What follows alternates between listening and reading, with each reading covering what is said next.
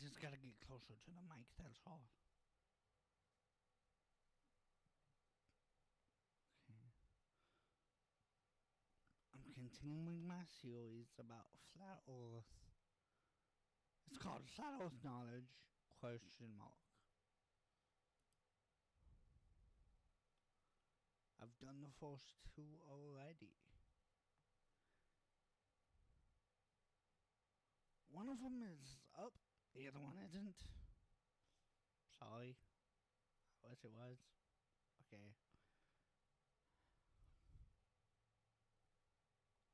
Going with the third one. Einstein's failure.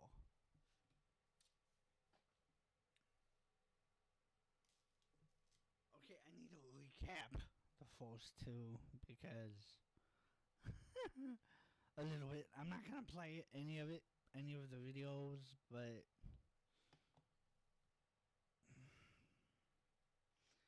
they were just to test on other YouTubers, McToon and Mr. Sensible.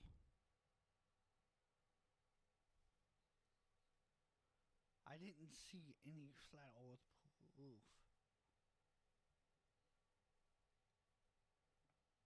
at all. No proof whatsoever.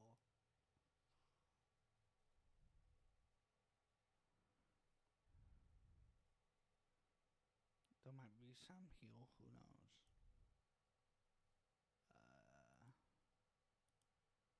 Let's find out.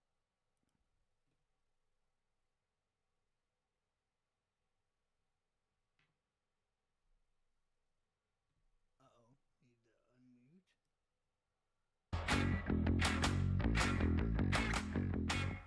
Alright, so last time we talked about how Einstein and Newton had two opposing views as to what gravity was.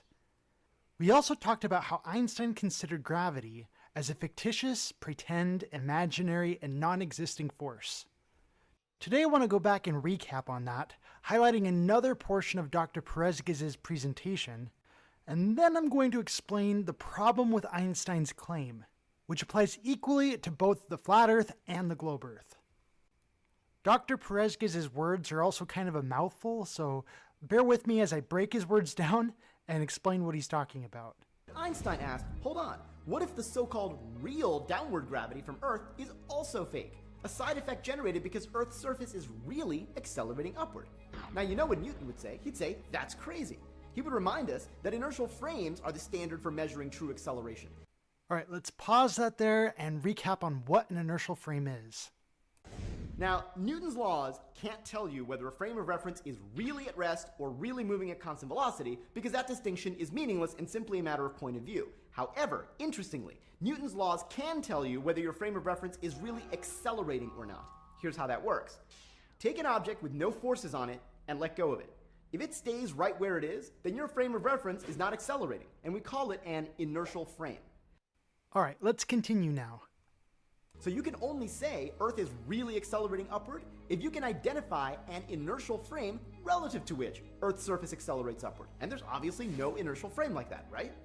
Well, not so fast, says Einstein. Maybe there is. What about a frame that's in free fall? Think about it. If I put you in a box and drop you off a cliff, then in the frame of the box, everything just floats, weightless.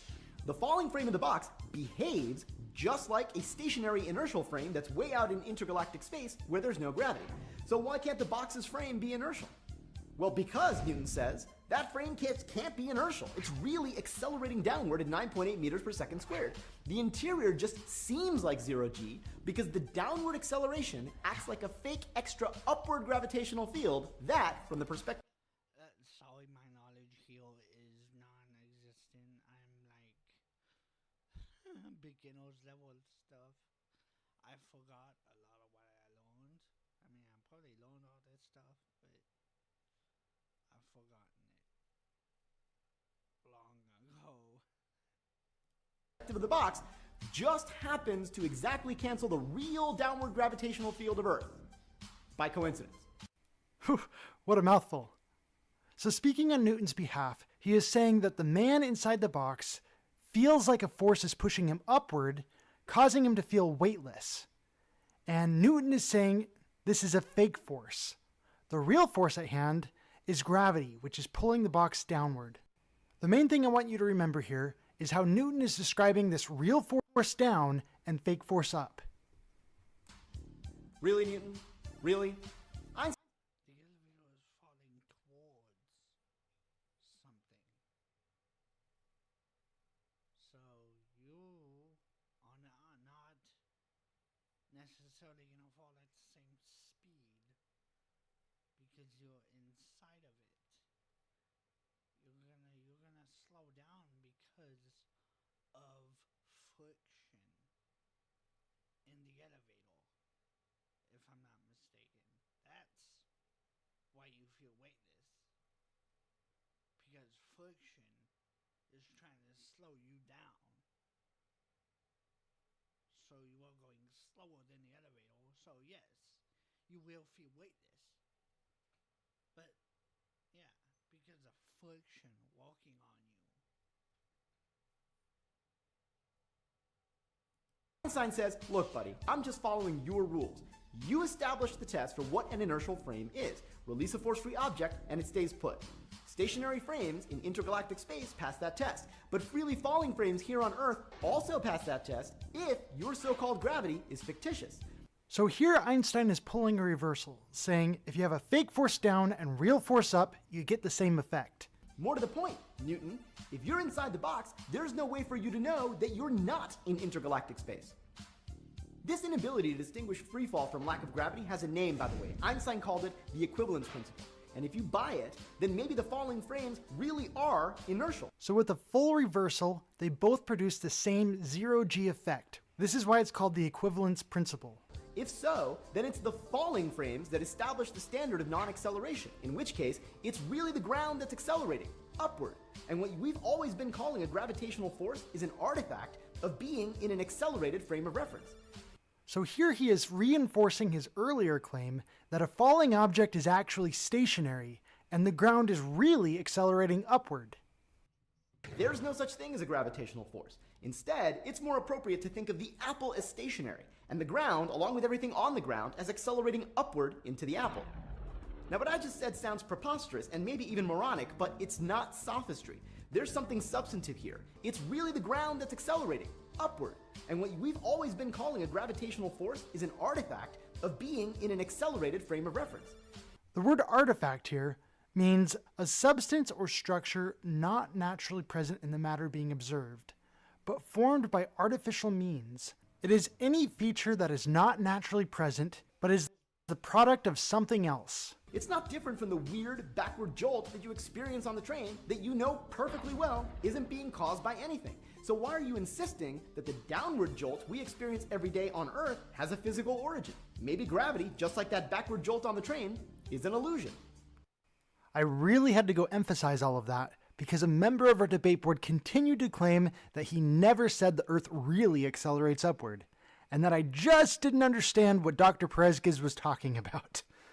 So this is for anyone else who felt the same way. Additionally, another member of our debate board told me that I needed to stop saying Einstein and Newton had opposing views, and claimed that that was a straw man.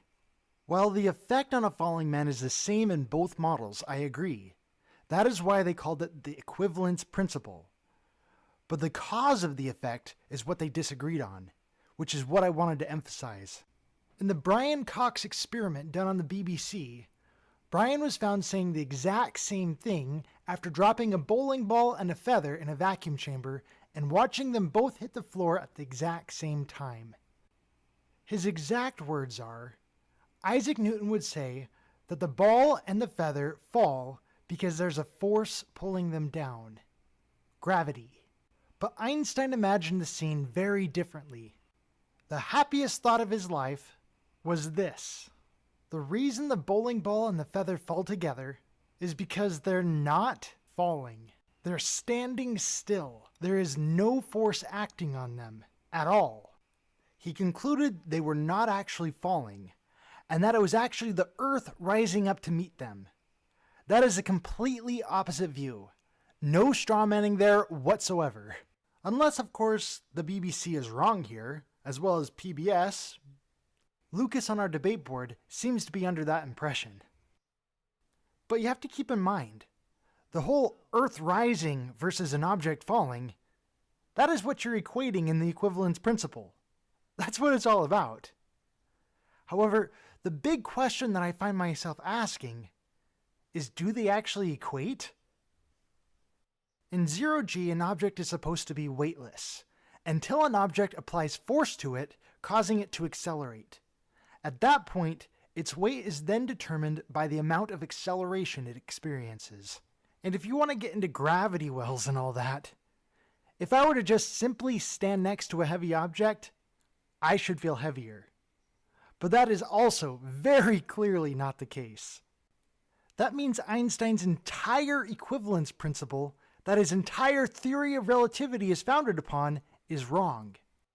Is he expecting that if he stood next to something as big as a mountain, that he would feel the pull of that mountain? I'm not sure what he tried to say there. Hold on. That is also very clearly not the case. That means Einstein's entire equivalence it experiences. And if you want to get into gravity wells and all that, if I were to just simply stand next to a heavy object, I should feel heavier. But that is also very Sideways attraction. That's what he was trying to. He was expecting to be attracted by a heavy object if he stood next to it. very clearly not the case. That means Einstein's entire equivalence principle, that his entire theory of relativity is founded upon, is wrong. That makes me wonder who else is building on this faulty foundation. What kind of domino effect will this produce by knocking this one block over? According to NASA, Einstein's theory of relativity is critical for GPS and is seen in distant stars. Well, I think that says a lot about NASA right there. The implications of this are very much worth looking into. Thank you all for watching. I don't think so. No. I know plenty of. No. I'm sorry, I gotta go. This is nuts. I'm gonna play the next one, but still, gotta go.